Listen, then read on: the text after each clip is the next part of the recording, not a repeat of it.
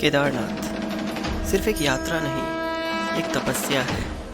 खुद को जानने की, खुद को पहचानने की, शिव को पाने की। शिव को पाना इतना आसान नहीं। शक्ति को भी घोर तप करना पड़ा और रावण को भी शिव भक्त कहलाने के लिए काफी कुछ सहना पड़ा।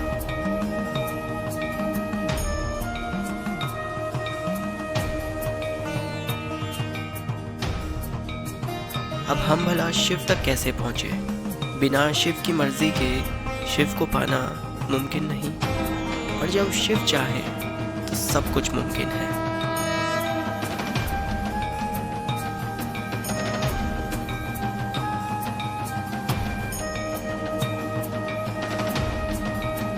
तो कहानी शुरू होती है जून 2013 से, जब केदारनाथ में कुदरत ने अपना कहर ढाया।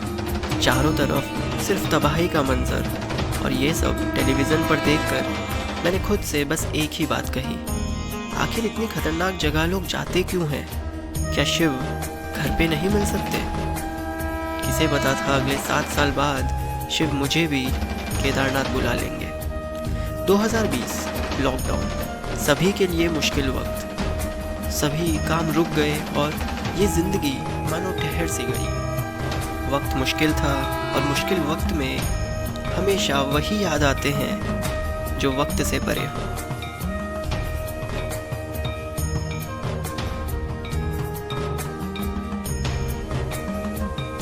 अपनी जिंदगी को उलझा हुआ देखकर हम 4 दोस्तों ने फैसला किया, चलो केदारनाथ चलते हैं। आज तक कभी घर से इतनी दूर मैं गया नहीं था। न जाने क्यों ये जिद दिल में ठहर सी गई थी। हमने बाइक उठाई, बिना कुछ सोचे समझे बस निकल गए, सुकून की खोज में, शिव की खोज में।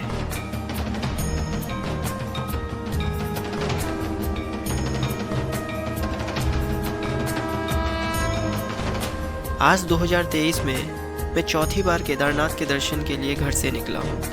देहरादून से लगभग केदारनाथ की दूरी 270 किलोमीटर के आसपास है। देहरादून से निकलते ही हम पहुँच जाते हैं योग नगरी ऋषिकेश।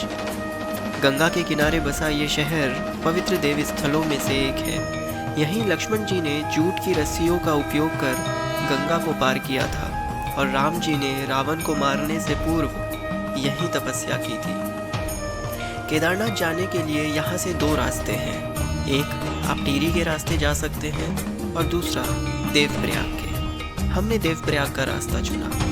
शिव की जटाओं से बह रही गंगा दरअसल 2 नदियों के संगम से बनी है, और देवप्रयाग में ही अलकनंदा और भागीरथी के संगम से गंगा का निर्माण होता है। देवप्रयाग से लगभग 65 किलोमीटर की दूरी पर 5 प्रयागों में से एक रुद्रप्रयाग है।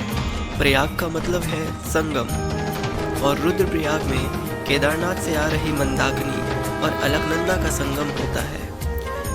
देवप्रयाग से रुद्रप्रयाग के बीच में धारों की देवी माँ धारी देवी का मंदिर आपको मिलेगा। उत्तराखंड के 4 धामों की रक्षा माँ धारा देवी के ही हाथों में है। इनकी नाराजगी 2013 में हमने देख ही ली थी। रुद्रप्रयाग से लगभग 70 किलोमीटर की दूरी पर स्थित सोनप्रयाग बासुकी और मंदाकिनी नदी का संगम है। यहाँ से 13 किलोमीटर की दूरी पर है त्रियोगी नारायण मंदिर, जहाँ पर शिव और पार्वती की शादी हुई थी। वहीं सोनप्रयाग से केदारनाथ की दूरी लगभग 22 किलोमीटर के आसपास है, और यहीं से शिव को पाने की तपस्या शुरू होती है।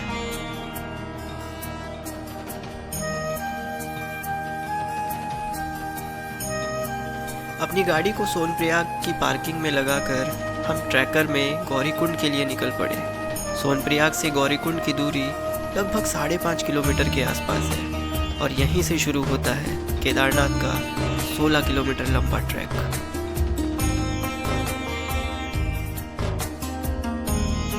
गौरीकुंड पार्वती सरोवर नाम से भी जाना जाता है। माना जाता है ये वही स्थान है जहां पार्वती माता ने गणेश जी की उत्पत्ति की थी। इसीलिए इस गर्म पानी के कुंड में नहाना काफ़ी पवित्र माना जाता है।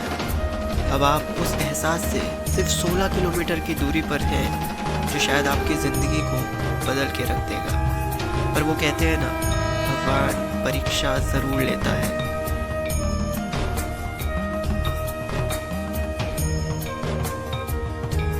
आप जैसे ही आगे बढ़ेंगे आपके सामने विकल्प आने लगेंगे।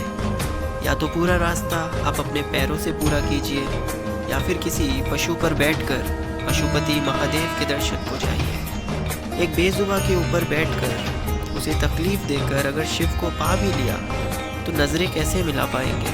बस यही सोचकर हम निकल पड़े पैदल यात्रा पर। नंगे पांवों ये यात्रा और खूबसूरत हो जाती है। जितना ज़्यादा दर्द का एहसास होगा उतना ही आपके भरोसे का इम्तिहान होगा।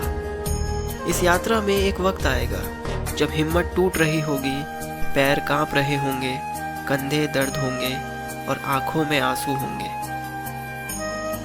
खच्चर करीब होगा, आपको बिठाने के लिए तैयार होगा। बस उस वक्त महादेव का नाम लेना, आंसुओं को बहने देना और चलते जाना।